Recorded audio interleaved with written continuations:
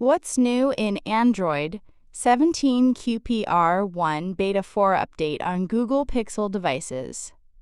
If your Pixel device updated with latest Android 17 QPR Beta version, check below given new features and bug fixes in your Pixel device.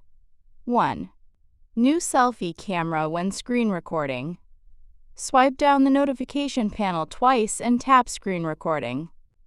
You can see new option Show Selfie Camera that is helpful for content creators to simultaneously record their screen and face for reaction videos. 2.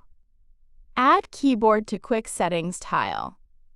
Swipe down the notification panel twice and tap the Edit icon. You can see the keyboard option in the Utilities section. Tap the plus icon to add it quick panel. Other changes are no expanded dynamic color theming and spacing tweaks reverted. You can also check 7 bug fixes using the link in the description.